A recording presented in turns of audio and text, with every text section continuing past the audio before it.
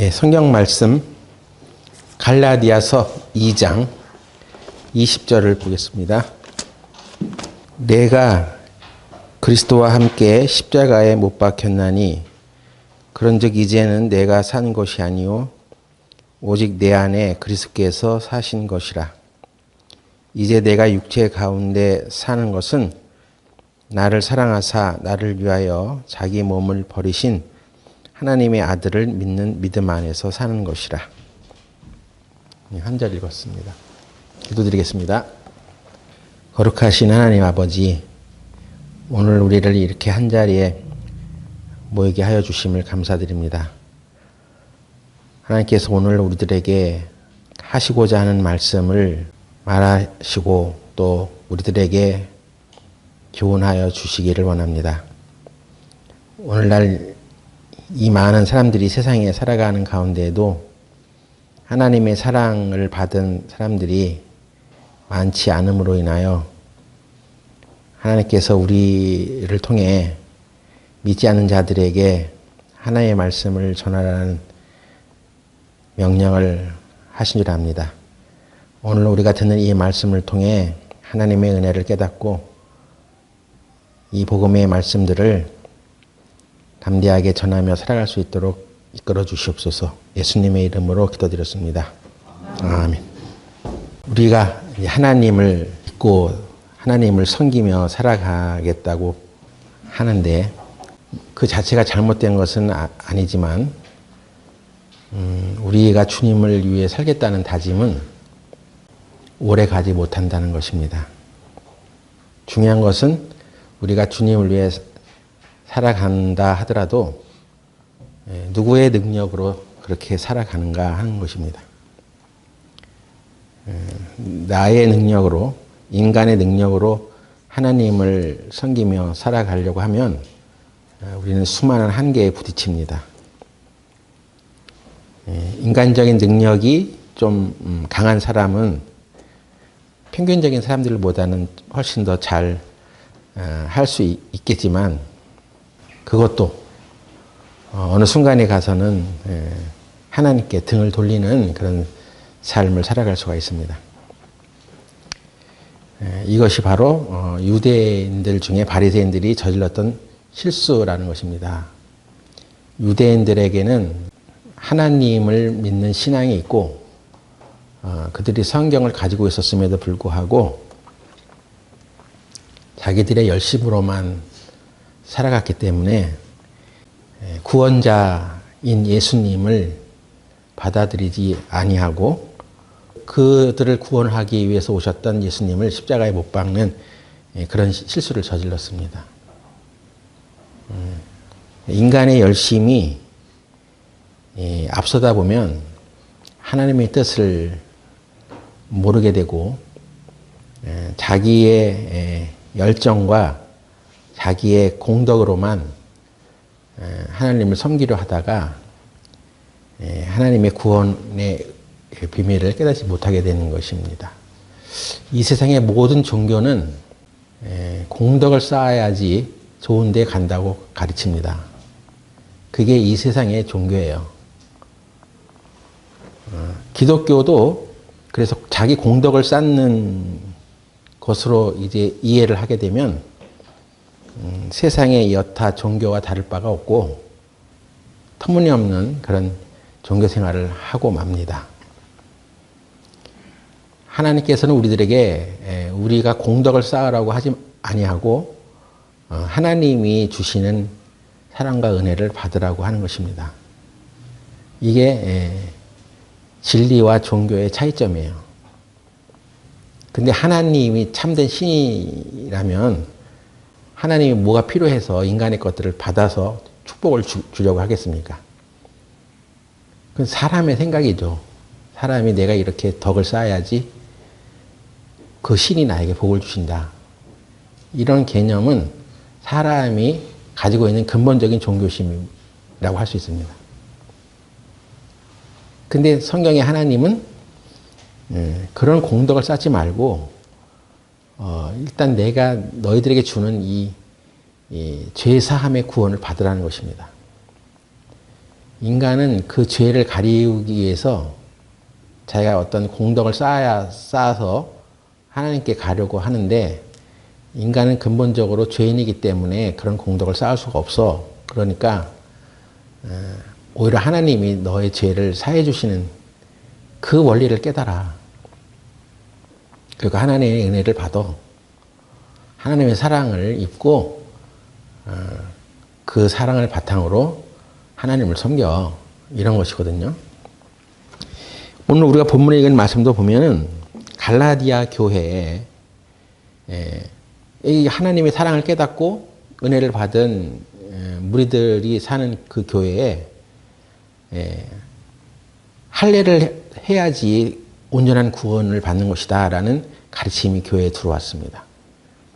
할례라는 것은 남자의 생식기 끝을 자르는 행위예요.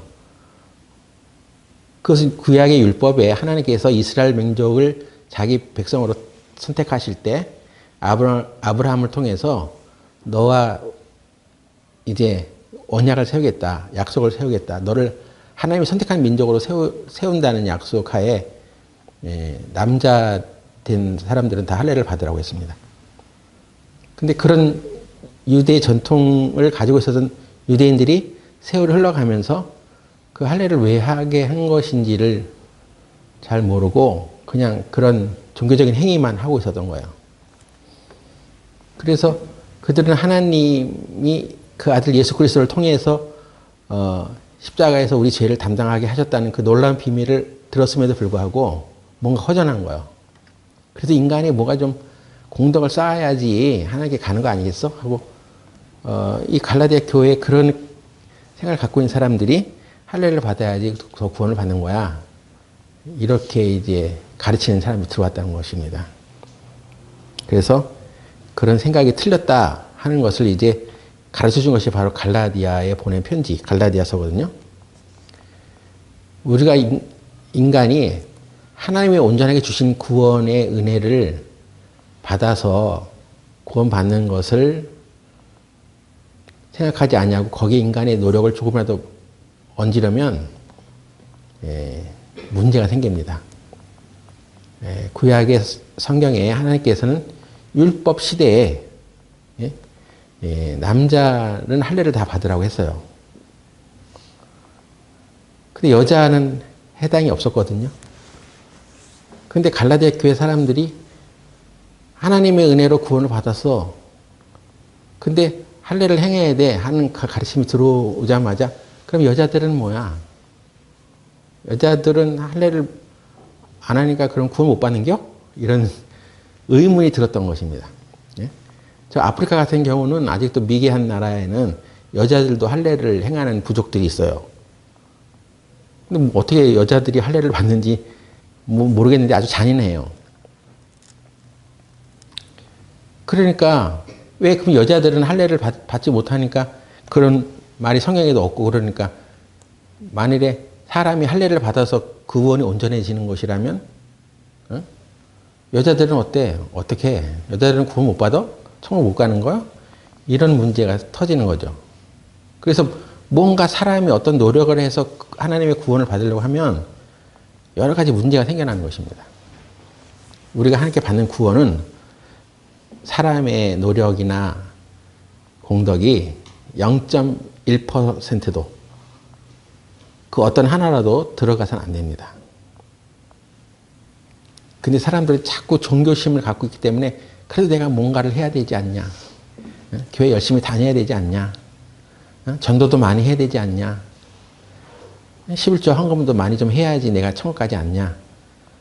이런 생각이 마음 가운데 주관이 되기 때문에 교회 다녀도 돈 많은 사람이나 다니는 것이지 돈 없는 사람은 교회도 못 다녀 하는 그런 얘기가 나오는 거예요.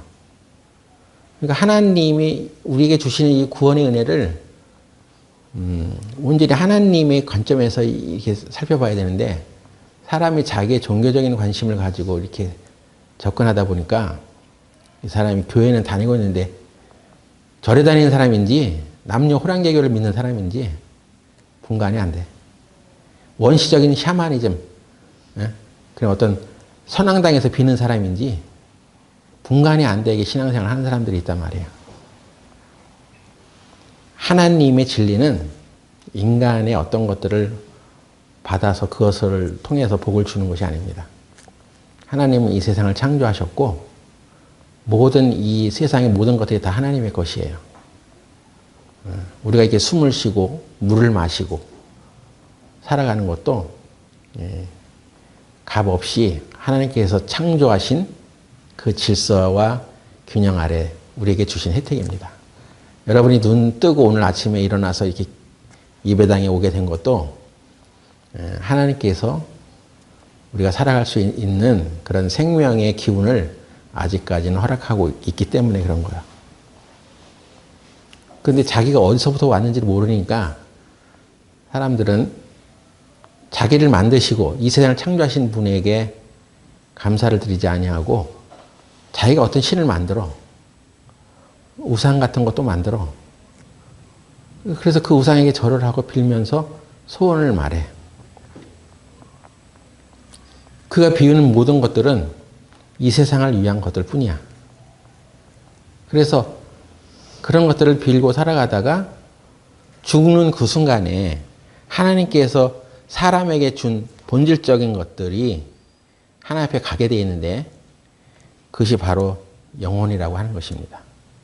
그 죽음 앞에서 자기를 창조하신 진짜 신인 하나님을 만나게 되는 거예요. 그래서 죽어서 좋은 데 간다. 그때 가봐야 안다는 것은 굉장한 도박입니다. 그것은 맹목적인 신앙이에요. 그런 것이. 사람이 죽어봐야 좋은 데 가는지를 아는 것은 굉장한 도박에 불과합니다. 살아있을 때 그걸 알아야 돼요. 하나님께서는 살아있을 때 우리가 천국에 갈 수 있는 길을 마련해 주셨습니다. 하나님께서 사람을 지으셨을 때 흙으로 사람을 지었다고 합니다. 그리고 그 코에 생기를 불어넣으시니 사람이 생명이 되었다. 그러니까 하나님으로부터 온 것이 있어요. 하나님이 우리에게 너희들은 그냥 짐승 같은 존재들이 아니야. 짐승도 다 흙으로 만들었지만 그에게 생기를 불어넣으셨다고 말씀하지 않았어요. 오직 사람에게만 불어넣어 주신 것이 있는데 생명이 된 존재들이 된 것은 하나님의 영이 우리에게 왔다는 것입니다. 그러니까 하나님의 일부를 우리들에게 주신 거예요. 그래서 하나님은 우리가 이 세상에 살다가 이 육체가 죽는 그 순간에 하나님이 주신 것들을 회수를 합니다. 그게 바로 영혼인데 이 영혼이야말로 진짜 나란 말이에요.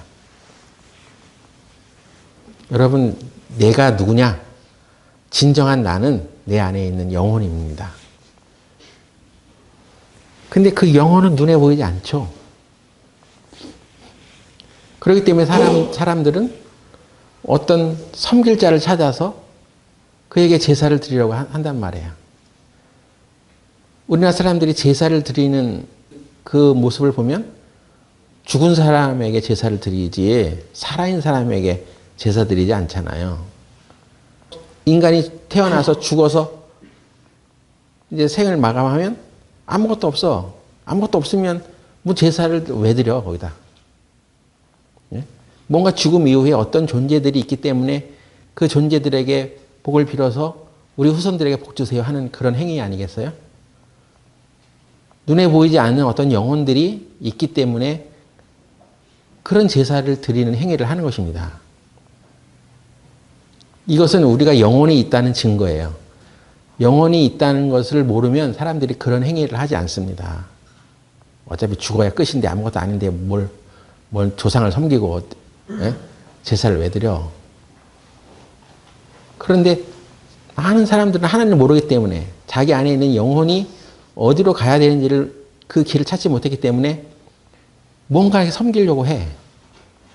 그러니까 죽은 자들 앞에 제사상을 차려놓고 거기다도 절을 하면서 우리 후손들에게 복을 달라고 구한단 말이에요. 보이지 않는 그런 어떤 영혼의 세계가 우리에게 있다는 것을 잠재적으로 그렇게 느끼고 있으면서도 하나님이라는 존재를 부정하고 있는 것입니다. 그래서 하나님이 그 일부가 우리에게 온 거예요. 모든 사람들에게. 그래서 영원히 존재가 된 것은 하나님의 일부가 왔단 말이에요. 그런데 아담이란 첫사람 아담이 죄를 짓고 범죄함으로 인해서 하나님께서 범죄하는 네 영혼이 죽으리라 하셨던 대로 죽음이 찾아왔다고 성경이 말합니다. 그 죽음은 일시적인 육신의 죽음이 아니었어요. 범죄하는 그 순간에 그가 맞이한 죽음은 영혼이 죽었다고 하나님께서 말씀하시는 것입니다. 아담이라는 사람도 죄를 졌지만 930살까지 살다가 살았단 말이에요. 그러니까 즉흥적으로 즉시 그 육신이 죽지는 않았지만 하나님과의 관계가 끊어지는 그런 존재가 되었습니다. 그래서 하나님께서는 이 인류 역사를 시작하고 또 마지막 끝낼 때까지 그럼 모든 아담의 후손들이 다 하나님 앞에 죽은 자가 되었으니까 다 지옥을 갈 수밖에 없게 된 거 아니에요. 근데 하나님께서 우리를 다 지옥 보내려고 만드신 건 아니죠. 그래서 하나님께서 우리를 구원하시기 위해서 우리 영혼을 다시 살리시기를 원하신 것입니다. 우리 영이 다시 살아나야 돼.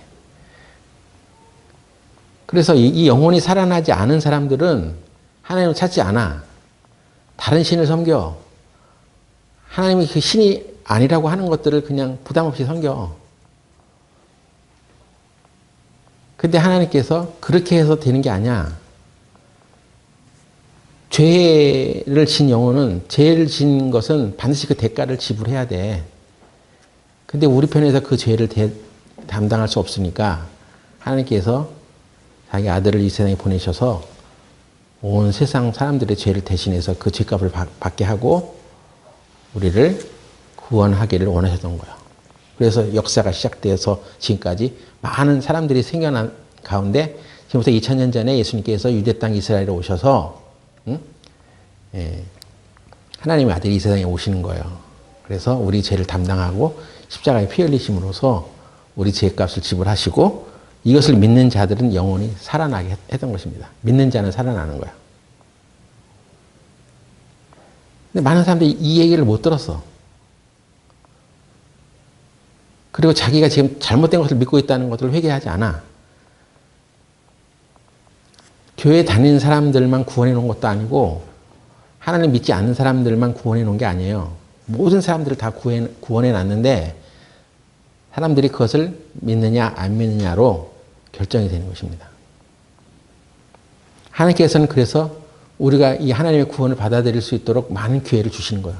사람이 태어나서 죽을 때까지 숱한 기회를 주는 것입니다. 근데 우리가 이 세상 살아가면서 죽을 뻔한 위기를 겪은 적이 다들 있을 거예요. 언젠가 한 번은 죽을 수도 있었던 그런 경험을 한 적이 있을 것입니다. 저도 고등학교 2학년 때 우리 아버지랑 저 남이섬에 놀러 갔는데 그 아버지가 눈 딴 데 보는 사이에 내가 저 깊은 물속에서 수영 좀 해야 되겠다고 들어갔다가 외국인 여잔데 한 2m 이상 되는 그 깊은 풀장에서 수영을 멋지게 하더라고요. 그래서 나도 할 수 있어 하고 그냥 맹목적인 자신감으로 그냥 몇 번 수영하고 갔는데 힘이 빠져가지고 그 풀장에서 빠져 죽을 뻔했어요. 그래서 사람이 이렇게 죽는구나. 뭐 소리도 못 지르겠어요. 그냥 몇 번 꼬르륵 물 먹고 들어갔다 나왔다 하는데 그때 우리 아버지가 탁 그냥 낚아채가지고 어디서 봤는지 탁 낚아채가지고 그 풀장 밖으로 나를 밀쳐냈어요. 그래서 그때 내가 죽을 수도 있었다는 생각이 들어집니다. 근데 왜 그때 내가 죽지 않았지? 단지 우리 아버지 손길로 인해서 내가 살아난 건가? 그게 아니었던 거예요. 하나님이 우리 인생을 보호하시고 구원 얻을 기회를 항상 주시는 것입니다. 그때 제가 그렇게 죽었으면 구원을 깨닫지 못하고 죽었겠죠. 하나님부터 온 인생이 하나님을 만나지 못하고 갔으니까 당연히 그것은 천국에 가지 못하는 것입니다. 응? 내가 좋아하는, 사랑하는 사람들, 내 부모, 내 자식도 마찬가지입니다. 그냥 내가 사랑하니까 다 좋은 데 가는 게 아니에요. 그 영혼을 각각 주셨기 때문에 하나님의 은혜를 깨닫고 발견해야지만 천국에 갈 수 있습니다. 하나님께서 우리에게 그 영혼을 살리시는 것을 하나님께서 우리들에게 거듭나야지 된다고 말씀하신 거예요. 그래서 사람이 거듭나야지 천국 가는 거예요. 영혼이 살아나는 것입니다. 그래서 우리 안에는 영적인 세계와 이 물질적인 세계가 함께 공존해요. 물질적인 세계는 우리가 눈으로 보고 만지고 느낄 수 있는 그런 세계들입니다. 근데 그런 것만 있는 게 아니에요. 영적인 세계도 있습니다. 영적인 세계는 하나님이 우리에게 주신 어떤 영혼에 관한 일들인데, 이 영적인 세계가 우리 눈에 보이지 않지만 물질적인 세계를 주관하고 있어요. 우리 눈에 보여지는 이 천하 세계의 만물들은 보이지 않는 것에서부터 시작이 된 거예요.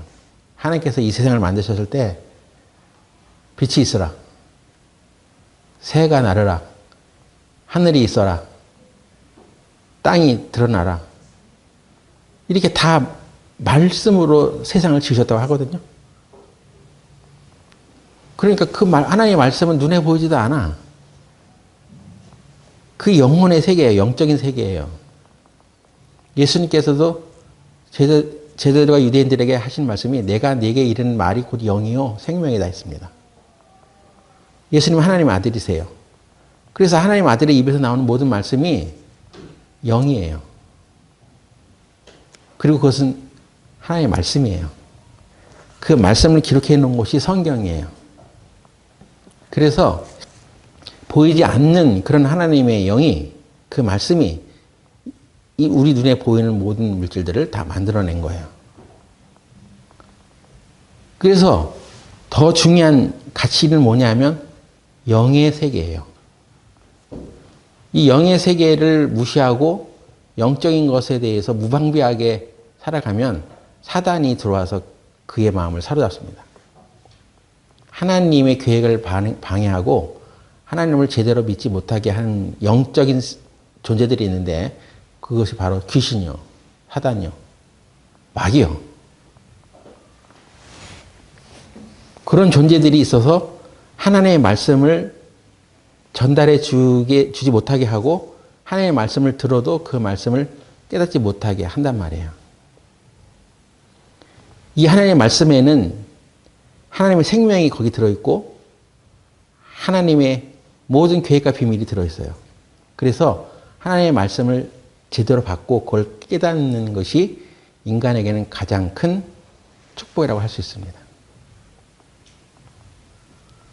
우리 육신은 이렇게 언젠가는 허물어져서 공동묘지로 들어가고 뭐 화장터로 가겠지만, 진정한 영혼은 내 안에서 그 육체의 죽음을 맞이하는 순간에 육체 밖으로 빠져나가서 하나님을 만나게 되는 것입니다.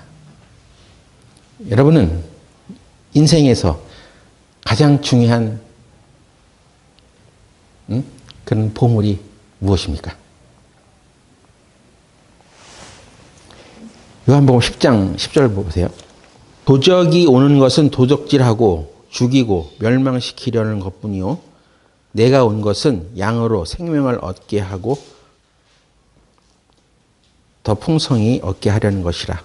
나는 선한 목자라. 선한 목자는 양들을 위하여 목숨을 버리거니와. 도적이 그 집안에 올 때, 어느 집을 도둑질하러 들어갈 때 화장지 훔치러 오겠어요? 네? 그 집안에서 가장 귀중한 것을 훔치러 옵니다. 네? 그리고 그 귀중한 것은 주로 부피가 작아. 그래서 그 집안에서 가장 귀중품을 담아놓은 그런 곳들을 찾아. 그러면 도둑들은 와서 그 집안에 가장 귀중한 것을 훔쳐가는데, 그걸 훔치면 자기의 목적이 이루어진단 말이에요. 근데 여기에 지금 도적이 오는 것은 도적질하고 죽이고 멸망시키려는 것뿐이요. 결국은 그를 죽이고 멸망시킬 수 있는 무언가 그 집안에 가장 귀중한 것을 훔치러 온단 말이에요. 예? 그게 뭐냐고요. 하나님께서 우리들에게 주신 많은 것들이 있는데 그것 중에서 가장 귀한 것을 훔쳐가면 그 사람은 죽어. 멸망으로 들어가. 그것은 그 사람의 가장 귀중한 생명을 붙들고 있는 것이죠. 여러분의 생명을 지금 붙들고 있는 가장 귀중한 것이 뭐냐는 거예요. 이전에 한 3, 40년 전만 해도 사람들은 자기 영혼의 문제에 대해서 고민했습니다. 인간은 어디서부터 와서 어디로 가는 것이냐? 인간은 뭐냐? 도대체 하나님은 계시냐? 이런 자기 영혼과 하나님에 대한 어떤 문제들, 천국이 있고 지옥이 있는데 나는 어디로 갈 것이냐 하는 이런 문제들에 대해서 고민을 많이 했다고 볼 수 있습니다. 근데 지금은 이 물질 만능 시대가 되어서 많은 사람들에게 있어서 가장 중요한 것은 내 목숨줄을 붙들고 있는 것은 돈이야. 뭐니 해도 머니지, 돈. 그것이 자기의 가장 귀중한 가치가 되어 있어요. 돈이 없으면 못 살아. 그래서 그 돈이 없으면 희망이 없어져. 그래서 막 자살도 해. 근데 그게 그렇게 귀중한 것이라면 영원한 정도로까지 그것이 가치가 있어야 되는데, 그래서 돈 없어서 실망해가지고 낙심해가지고 죽어서 자살하면 그 사람이 하나님의 구원을 받지 못한 사람이면 지옥 가는 거예요. 이 세상의 가장 귀중한 가치는 자기 생명인데, 이 생명이 그냥 우리가 이 세상에 살 때까지의 생명이 아니라 영원한 생명이라면 이게 더 중요한 거죠. 그런데 그 영원한 생명은 어디서부터 오는 것이냐면 하나님의 말씀으로부터 오는 것입니다. 이 성경책에는 복음이라는 것이 있습니다. 근데 성경 전체의 말씀이 다 복음은 아니야. 그 중에 또 복음에 대해서 말씀하신 부분이 있어. 마태복음, 마가복음, 누가복음, 요한복음 이렇게 신약 성경도 있지만 그 사복음 중에 다 또 복음을 말하는 건 아니야. 그 중에 정말로 복된 소식을 우리에게 전해주는 것이 있어. 그걸 깨달으셔야 돼. 내가 구원을 받았다고 확신하게 해주는 그런 말씀을 깨달아야지 그 사람이 하나님께서 주신 그 생명을 받는 거예요. 그런데 하나님이 주신 그 생명의 말씀은 그야말로 하나님의 말씀 속에 있어. 우리가 하나님의 말씀을 어떻게 대하느냐에 따라서 생명이 왔다 갔다 한단 말이에요. 하나님께 우리에게 주신 구원 얻을 말씀을 우리가 무시하면 그 사람 생명을 못 얻는 거예요. 네? 근데 하나님께 주신 그 말씀을 받아서 그것을 깨닫게 되면, 아, 이래서 내가 구원을 받는구나. 아, 이렇게 해서 내가 천국에 갈 수 있게 되는구나 하는 것을 깨닫는단 말이에요. 그것을 깨닫는 것을 지혜라고도 합니다. 그런데 하나님께서 우리에게 주신 가장 귀중한 것들은 하나님 우리에게 구원을 주시는, 은혜를 주시는 그런 생명의 말씀인데, 예수님은 내가 온 것은 양으로 생명을 얻게 하고 더 풍성히 얻게 하려는 것이다. 그에게 생명을 주어. 그래서 구원 얻을 생명을 주고 뿐만 아니라 더 풍성하게, 그 생명을 풍성하게 주려 한단 말이에요. 그래서 구원받고 나서 이 세상 살아가는 가운데서도 하나님께서는 더 풍성하게 그에게 생명을 허락해 주시고 계속 풍성하게 해 주시기 위해서 예수님이 오셨다, 이런 뜻이에요. 내가 뭐 예수님 믿고 교회 다니면 쫄딱 망한다. 그건 잘못된 생각이에요. 그건 마귀가 주는 생각입니다. 예수님은 이 세상에 오시기를 도적은 와서 도적질하고 죽이고 멸망시키려는 것이야. 네가 그런 거 믿어가지고 천국 절대 못 가. 그런 도적이야. 영혼을 도적질하는 자들이야. 그러나 예수님이 말씀하시기를 내가 온 것은 양으로 생명을 얻게 하고 더 풍성히 얻게 하려는 것이라. 그 풍성한 은혜를 어디다 두고 우리들에게 주시는 것이냐면 하나님의 말씀에다 두고 그걸 우리에게 주시는 거예요. 하나님의 은혜는 결코 인간의 노력이 조금이라도 되어서는 안 되기 때문에 은혜가 되기 위해서는 오로지 하나님에 관한 것들을 하나님이 하신 말씀을 때로 믿음으로만 받게 해놨다는 것입니다. 그래서 마귀는, 귀신은 하나님께서 우리에게 주신 것들을 빼앗으려고 하는 거예요. 여러분은 아직 이 말씀이 중요한 것을 터득 하지 못했을 수도 있어. 그런데 앞으로는 이제 하나님의 말씀이 얼마나 소중한 것인지를 아셔야 됩니다. 예수님께서는 씨 뿌리는 비유를 통해서 마귀가 무엇을 뺏으러 오는지를 분명히 하셨어. 마귀는 무엇을 뺏으러 온다고요? 말씀을 빼앗으러 옵니다. 마태복음 13장 18절부터 보세요. 그런즉 씨 뿌리는 비유를 들으라. 아무나 천국 말씀을 듣고 깨닫지 못할 때는 악한 자가 와서 그 마음에 뿌리운 것을 빼앗나니 이는 곧 길가에 뿌리운 자요. 예수님께서는 이 씨 뿌리는 비유를 통해서 밭에 또는 길가에 씨를 뿌렸는데 그것이 열매를 맺지 못하는 이유는 그들이 말씀을 빼앗겼기 때문이라고 말씀하십니다. 우리들에게 생명을 주시는 말씀이 들려져. 그리고 그런 것들을 받게 되었을 때 사람이 그 말씀을 빼앗기면, 그러니까 그 말씀을 빼앗는다는 것은 못 깨닫는다는 거예요. 그러면 그것은 악한 자가 와서 그 뿌리운 것을 빼앗는 것이다. 그러니까 마귀는 계속해서 우리 마음에 떨어지는 이 말씀을 빼앗으려고 합니다. 마귀는 무엇이 중요한지를 알아요.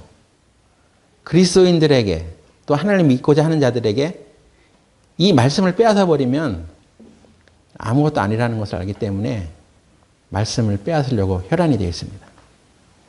우리는 돈을 움켜쥐고 자기 돈 지갑을 쥐고 돈을 뺏기지 않으려고 노력하는데 그게 아니라는 거예요. 그게 중요한 게 아니에요. 더 중요한 것이 있어. 하나님의 말씀이요. 그래서 이 말씀을 빼앗아 버리면 하나님 믿는 사람이나 믿지 않는 사람이나 무용지물이 되게 할 수 있어. 그리고 그를 영원히 멸망시킬 수가 있어. 그래서 말씀을 빼앗으려고 혈안이 되어 있는 거예요. 그러니까 여러분이 말씀을 듣고 있는데도 불구하고 깨닫지 못하는 것에 대해서 내가 왜 하나님의 말씀을 깨닫지 못하고 있는지 이런 부분들에 대해서 좀 생각을 하셔야 됩니다. 왜 하나님의 말씀을 깨닫지 못하느냐? 그는 길가와 같은 마음이었기 때문이었다. 응? 거기에 뭐 씨가 땅에 떨어져가지고 뿌리를 내릴 틈이 없어. 사람들이 왔다 갔다 하니까 뭐 그 씨가 제대로 정착을 못한단 말이에요. 그러니까 그 마음이 콩밭에 가 있기도 하죠. 응? 마귀는 하나님의 말씀을 깨닫지 못하게 하려고 그 사람의 주변을 어수선하게 하죠. 때로는 수면제를 타죠. 여러분이 하는 말씀을 들을 때 계속해서 수면하시는 분들은 말씀을 깨닫지 못해요. 그건 마귀가 와서 빼앗았기 때문에 그런 것인데 그 결과가 처참하단 말이에요. 여러분은 가장 귀한 것을 놓치고 있는 거예요. 가장 귀중한 것을 빼앗기고 있는 거예요. 마귀는 와서 그것을 빼앗아 가지고 도적질하고 멸망시키려고 하는 거예요, 지금. 아니, 이 세상에 돈이 더 중요하지, 뭐, 그 하나님의 말씀이 뭐 이렇게 중요합니까? 그러니까 영의 세계를 모르기 때문에 그런 거예요. 영의 세계가 더 크고 온전하고 이 물질적인 세계까지 주관하고 있다는 것을 모르기 때문에 그런 가치를 모르는 사람은 그냥 눈에 보이는 것만 중요하고 살아가는 거예요. 하나님의 말씀을 얻기 위해서는 여러분들이 정말 피나는 노력들을 해야 됩니다. 여기 우리 교회에는 멀리서 서울에서 오는 분들도 있고 때로는 뭐 인천에서 오는 분도 있어. 뭘 얻으려고 왔겠습니까? 예? 눈에 보이는 어떤 부귀영화를 이 교회가 제공하기 때문에 오겠어요? 아니에요. 하나님의 말씀을 얻으러 오는 것입니다. 우리 눈에 보이지 않지만 하나님의 말씀이 귀에 들려서 그 말씀이 내게 땅에 떨어져서 그 말씀대로 깨닫게 되면 우리가 원하는 모든 물질의 세계까지도 이게 해결이 되는 문제들이 있단 말이에요. 우리는 그것을 위해서 계속 이 교회에서 하나님의 말씀을 깨닫고 전파하고 하나님의 말씀이 무엇보다 더 소중한 것이라는 것을 가르치는 그런 일들을 해나가야 됩니다. 그리고 하나님을 깨닫지 못한 사람들에게 하나님의 말씀을 깨닫게 해서 이 세상에 가장 가치 있는 것은 돈이 아니라 하나님의 말씀이다. 구원 얻을 말씀이라고 하는 것들을 계속 전해야 되는 것입니다. 여기에 말씀을 깨닫지 못하게 한다는 이 말이 깨닫는다는 것이 understanding이라고 해석이 되어 있습니다. 번역이 understand. 뭔가 이해하고 하는 것을 understand 하잖아요. 여러분이 하나님의 말씀을 읽어도 깨닫지 못할 때는 뭔가 마귀가 껴있는 거예요, 지금. 그런데 하나님의 말씀을 깨닫는 것을 그것이 소중하다는 것을 가치를 아는 사람이 있었어. 구약 율법 시대에 솔로몬이라는 사람이 있었는데 솔로몬은 아마 이 세상에 출현한 사람들 중에 가장 부귀영화를 누린 사람일 거예요. 네? 지금 그 중동의 사우디아라비아 뭐 만수르, 네? 뭐 그 중동 갑부들조차도 우리가 보기엔 어마어마한 재산을 갖고 있어. 뭐 몇십 조의 재산을 갖고 있어. 그런 사람 보면 기가 막히죠. 근데 성경에 나타나 있는 솔로몬이라는 사람은 그보다 더 엄청난 재물을 가지고 살아갔습니다. 역대 솔로몬보다 더 큰 부자는 없었어. 근데 솔로몬이 다윗의 아들일 때 자기가 왕위에 이제 올라가야 되는데 하나님께서 그날 밤 꿈에 나타나가지고 내가 너에게 무엇을 줄까 물었습니다. 솔로몬이 하나님께서 내가 너한테 뭘 줄까 이렇게 말했더니 여러분이라면 뭐라고 대답하겠습니까? 저 내일 결제일이 있는데 결제일에 500만 원이 필요해요. 500만 원 주세요. 그거 해결해 주면 넌 행복해? 네, 일단. 또는 이만한 어떤 자금이 필요합니다. 내가 사업을 해야 되는데 한 뭐 몇천만 원 필요합니다. 하나님께서 이 세상을 창조하신 하나님께서 넌 뭐가 필요해? 내가 너가 구하는 것을 다 줄게 했을 때 이게 웬 떡이야? 이 기회에 내가 한몫 챙겨야지 하고 뭘 구할 것이 있을 것 아니겠습니까? 저는 한 120년까지 좀 살게 해주세요. 무병장수하게 해주세요. 그런데 육신의 것들을 구할 수 있죠. 아니면 명예를, 나는 권력을 원합니다. 그런데 다윗의 아들 솔로몬이 아주 정신이 말짱했을 때 하나님, 저는요 백성들을 잘 다스릴 수 있고 옳고 그름을 잘 분별할 수 있는 그런 지혜를 주십시오. 이렇게 말을 한 거예요. 근데 그 지혜는 솔로몬이 말한 그 지혜는 지혜라는 어떤 도구를 말하는 게 아니에요. 하나님께서 솔로몬이 그런 지혜를 구했을 때 하나님의 마음에 딱 합했다고 합니다. 그래서 내가 그녀를 너에게 주는 것을 합당하게 여겼다 했습니다. 그러니까 그녀, 지혜를 그냥 영어로 그것, 어떤 물질, 어떤 뭐 도구 이런 것으로 지시하신 것이 아니라 의인화시켜서 그녀. 그러니까 이건 어떤 대상이라는 말이에요. 성경에서 지혜하면은 어떤 도구가 아니라 하나님의 아들 예수 그리스도를 말합니다. 하나님께서 이 세상을 창조하실 때도 지혜와 함께 있어서 그 지혜가 이 세상을 창조했다고 했는데 이게 의인화되어 있어요. 지혜는 어떤 것이 아니라 어떤 도구가 아니라 예수님이라는 것을 상징하고 있어요.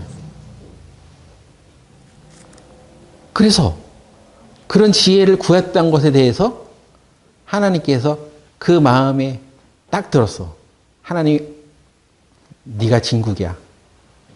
너는 이 세상에서 재물도 구하지 아니하고 그렇다고 장수하는 것도 구하지 아니하고 뭐 명예도 구하지 아니하고 넌 지혜를 구했으니 내가 너에게 지혜뿐만 아니라 네가 구하지 아니한 금은 보화, 응? 그 권세, 명예 이런 거 다 줄게. 우리가 그토록 원하고 바라고 구하며 살아가고 있는 이 세상의 그 많은 것들을 구하지 아니하였음에도 불구하고 하나님께서는 솔로몬에게 덤으로 더 줬습니다. 다 줬어. 그런데 그 지혜, 우리가 알고 있는 솔로몬이 지혜로운 자다. 어? 그래서 하나님께 지혜를 구했기 때문에 하나님께서 기뻐하셨다 한 그 지혜가 어떤 지혜를 말하냐면 열왕기상 3장 보겠습니다. 3장 11절. 이에 하나님이 저에게 이르시되 네가 이것을 구하도다. 자기를 위하여 수도 구하지 아니하며, 수라는 것은 생명이 말하는 거죠. 수명. 네? 수도 구하지 아니하며 부도 구하지 아니하며, 부유한 재물, 부귀영화 뭐 이런 거죠. 자기의 원수의 생명 멸하기도 구하지 아니하고 오직 송사를 듣고 분별하는 지혜를 구하였은즉. 한날의 왕이 되어서 이제 백성들이 서로 네가 옳으네 내가 옳으네 하면서 이런 것들을 재판해 주세요 하는 그런 많은 일들이 벌어질 때 하나님의 백성들을 다스리는 그 일들에 필요한 듣고 분별하는 지혜를 구한 거예요. 이 듣고 분별하는 지혜를 영어 성경으로 보면 understanding heart, 이해하는 지혜, 이해를 하는 거야. 깨닫는 거야. 이것이 마귀가 그토록 우리에게 뺏으려고 했었던 그 깨닫지 못하게 하는 그런 일들을 하고 있는데 솔로몬은 깨닫는 마음을 원했던 것입니다. 뉴 킹 제임스 성경에 보면 더 확실하게 이것을 듣고 분별하는 지혜를 hearing heart 이렇게 번역해놨어. 뭘 듣는 마음. 여러분은 그것이 그렇게 중요한 것을 알고 그렇게 얻으려고 그것을 추구합니까? 왜 설교를 왜 허투루 듣냐 말이에요. 교회 와서 하나님의 말씀을 듣는 것을 왜 허투루 들어요? 그리고 하나님의 말씀인 성경을 보면서 왜 깨달으려고 하지 않냐고요. 이게 한번 깨달으면, 깨달음을 맛보면 부귀 영화보다 더 중요하다고 하나님께서 지금 말씀하시는 거예요. 네가 돈도 구하지 아니하고 네 생명 오래 살게 해달라고 그런 것도 구하지 아니하고 하나님의 말씀을 듣고 내가 그걸 이게 이 말씀이구나 하는 그런 것을 구하는 것을 하나님께서는 하나님의 마음에 맞아. 그것이 가장 귀중한 것을 우리가 알았다는 거예요. 그래서 하나님께서 네가 그것을 구하였으니 내가 네가 구하지 아니한 것도. 12절에 내가 네 말대로 하여 네게 지혜롭고 총명한 마음을 주노니 너희 전에도 너와 같은 자가 없었거니와 너희 후에도 너와 같은 자가 일어남이 없으리라. 내가 또 너의 구하지 아니한 부와 영광도 내게 주노니 네 평생의 열왕 중에 너와 같은 자가 없을 것이라. 대단한 축복을 받았죠. 그러니까 여러분 돈을 쫓아서 그 돈 구하려고 혈안에 대해서 살아가는 인생이 되지 말고 하나님의 말씀을 듣고 듣는 것 자체가 뭐 다 지혜는 아니야.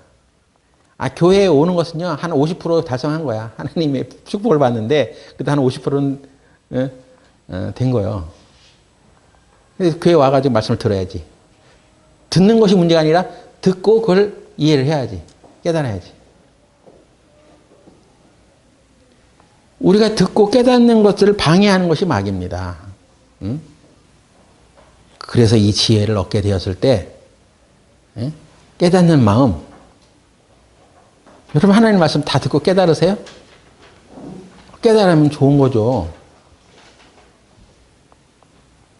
깨닫게 되면 구원의 의미도 알게 되고 그건 구원을 받는 거예요. 영생을 받는 거야.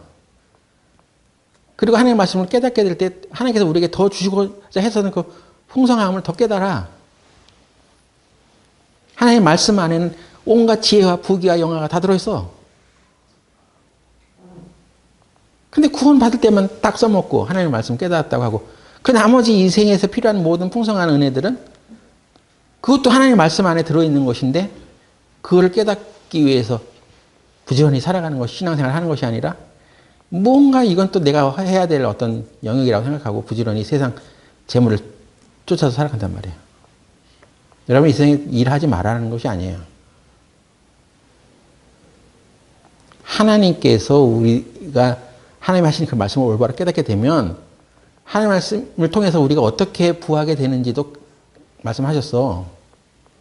하나님께서 어떤 직장을 주시든지 열심히 일해라. 여기 가서 열심히 일해서 재정에 보탬이 돼 하시든지 아니면 심으라고 하시든지 응? 하나님 말씀 따라서 하나님께 심으니까 오히려 더 풍성해져. 이런 것들이 하나님의 말씀이 깨달아지는 거예요. 그래서 그 말씀을 따라서 사니까 오히려 더 잘 되는 거예요. 근데 하나님의 말씀을 깨달으려고 하지 않아. 예? 잠언 4장 보세요. 잠언 4장 20절. 내 아들아, 내 말에 주의하며, 이 말이라는 것이 영이고 생명이라고 했습니다. 내 말에 주의하며 나의 이르는 것에 네 귀를 기울이라. 그것을 네 눈에서 떠나게 말며 네 마음속에 지키라. 그것은 얻는 자에게 생명이 되며 그 온 육체의 건강이 됨이니라. 우리 건강하게 살기를 원하죠. 물론 우리가 나이가 들면서 육신의 기능은 떨어지고 그런 증세들이 일어납니다. 그럼에도 불구하고 우리 온 육체의 건강이 되는 힘이 어디서 나오는 것이냐면 하나님의 말씀에서 나온다는 거예요. 여러분들은 아프고 병들면 무조건 병원 찾아가죠. 가서 의사의 권고를 듣고 치료를 받으세요.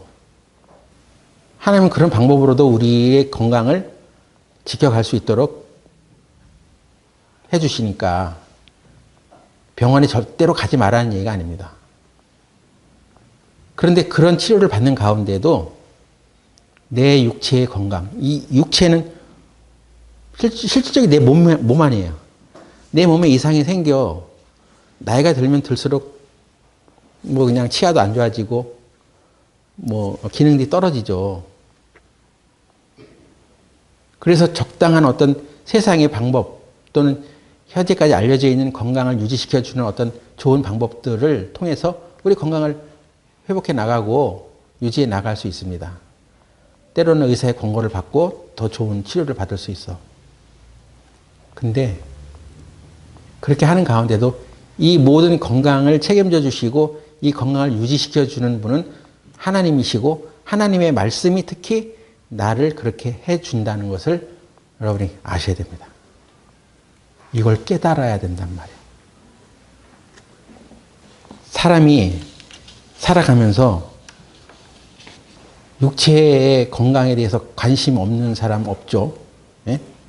어떤 사람은 당신 인생에서 가장 중요한 가치가 무엇입니까? 그럼 건강이죠. 예. 건강만 하면 됩니다.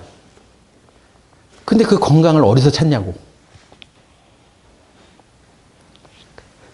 성경에 하나님께서는 그것이 내 말에 주의를 하고 경계를 받고 그 말을 마음에 듣고 마음에 담고 살아가면 네 건강을 다 하나님께서 책임져 준다고 하는데 이런 게 없는 거예요. 우리 그리스도인들이. 갈라디아서 2장 20절에 한 말씀이 바로 그런 것입니다. 이제는 내가 산 것이 아니야. 하나님의 말씀을 받은 사람들은 그 말씀이 내 안에서 사는 것이지 내가 사는 게 아니라는 거예요. 이제는 내가 산 것이 아니요 내 안에 그리스도께서 사신 것이라. 우리가 주님을 섬겨가는 모든 것들도 우리 힘으로 섬기는 것이 아니라 하나님께서 그 아들 예수 그리스도를 보내주신 그 그리스도가 내 안에 들어와서 그 예수 그리스도가 내 안에서 사는 것이 바로 신앙생활이다 하는 거예요. 예수님께서 내 안에서 살아가시도록 내가 살아가는 것. 그것이 진정한 신앙생활이란 말이에요. 그런데 우리가 구원을 받는 영역에서는 예수 그리스도가 필요해서 받아들이고 이 세상에서 살아가는 가운데서는 이거 내 힘으로 막 살아. 물론 우리가 해야 될, 인간의 영역에서 해야 될 일이 있어. 복음 전하는 거? 그건 하나님이 해주시는 것이 아니라 우리가 해야 될 일이죠. 하나님, 이 지역에 복음을 전하게 해주세요. 이 지역에 복음을 전해지게 해주세요. 그럼 하나님께서 뭐라고 하면, 네가 가. 그럼 네가 해. 네가 가면 내가 그 일을 하도록 힘을 줄게. 자기는 가지도 않으면서 마냥 그 어느 도시에 복음이 전해지게 해달라고. 그건 어불성설이에요. 가서 복음을 전하면, 우리가 해야 할 일을 하면 하나님께서 그 일을 해주셔. 우리가 해야 될 것이 분명히 있어. 그런데 하나님께서 지금 우리들에게 하시는 모든 말씀들이 내가 너를 통해서 그 일을 하게 할게. 네 안에 들어와서 그 일을 하게 할게 하는 것입니다. 구원받는 사람들조차도 예수님을 어떻게 성경하냐면 그냥 내가 일시적으로 필요하고 긴급할 때 그냥 나를 도와주세요 하는 정도로만, 그 하나의 능력을 끌어다 쓰는 정도로만 섬기고 살아가는 거예요. 그렇지 않아요. 내 안에 예수님께서 들어오셨어. 하나님께서는 그것을 원하셔. 그래서 우리를 거듭나게 한 거야. 이제는 네가 바깥에 가서 하나님 예배하고 찾아다니지 말고 하나님이 아예 우리 안에 들어오시겠다는 말이야. 그래서 우리를 성전이라고 얘기했던 거야. 그리스도가 우리 안에 성전의 개념으로 들어와 계시다고 하는 것은 그냥 모셔놓고 신주단지 모셔도 그냥 처방해놓고 살아가는 것이 아니라 그 예수님이 나를 통해서 지금 살아. 그러니까 우리가 안심할 수 있는 거예요. 내가 어떤 어려움에 처해져도 하나님께서 나를 통해서 살아. 하나님이 내 안에 살아 계시니까 어떤 어려움도 이겨나갈 수 있는 거예요. 물론 이것이 처음부터 잘 되는 게 아니야.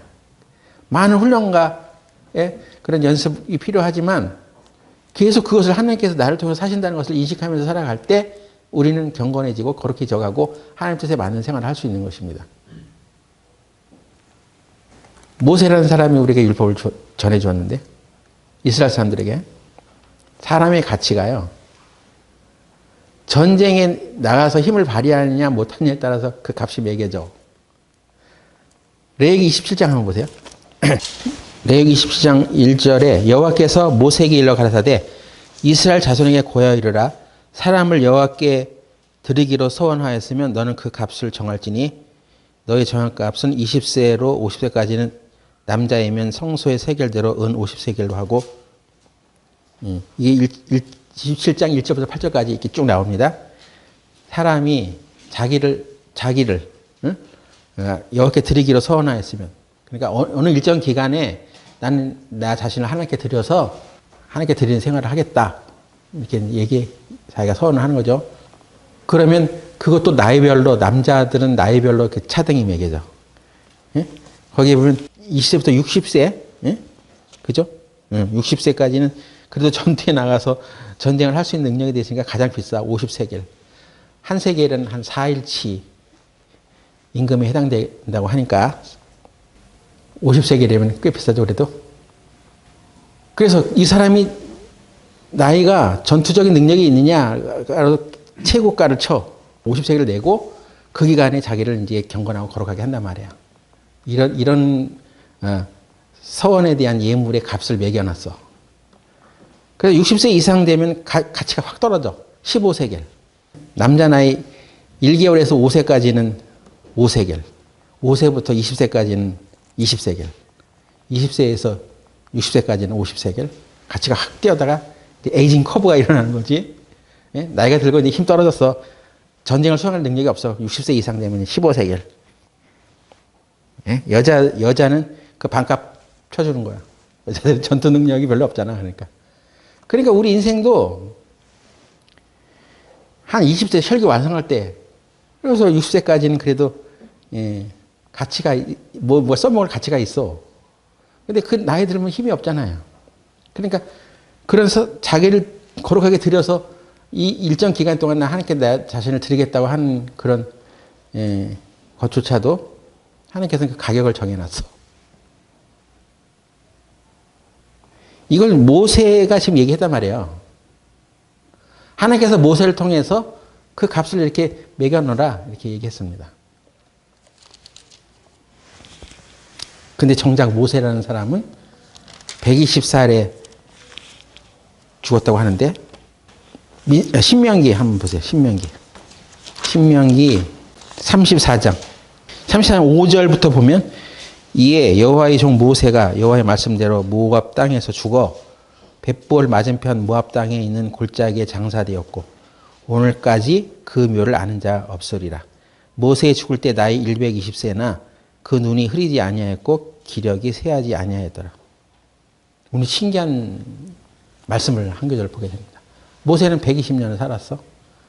그 당시 평균 수명도 뭐 그 정도 됐겠지만은 그러나 모세라는 사람이 죽을 때 눈이 흐리지 아니하였고 기력이 쇠하지 아니하였더라.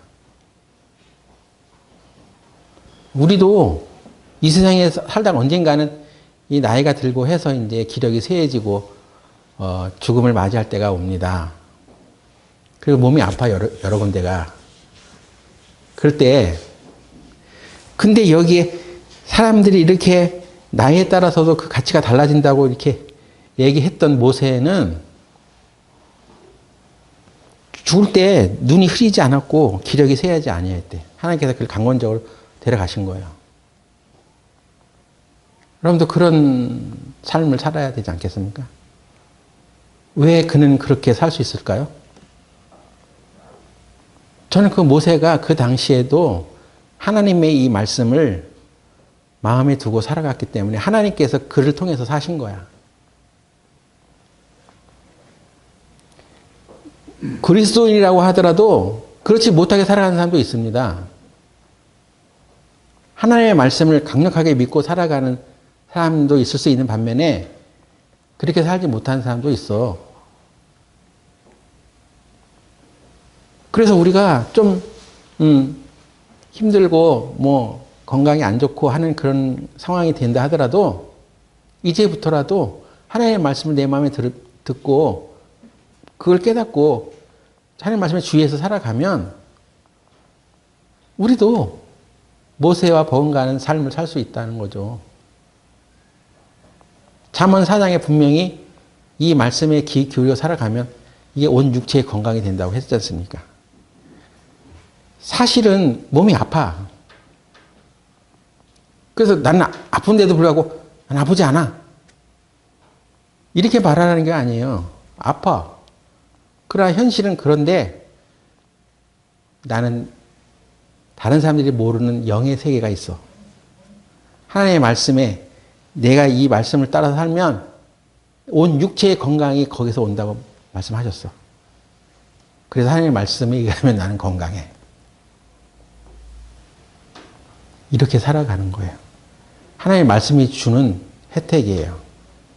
하나님의 말씀은 우리 영혼에 관한 축복도 주지만 이 물질 세계에서도 우리의 육체의 건강에 대해서도 분명히 관여하고 있다는 것입니다.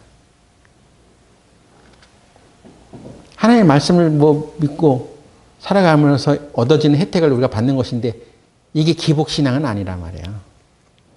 예?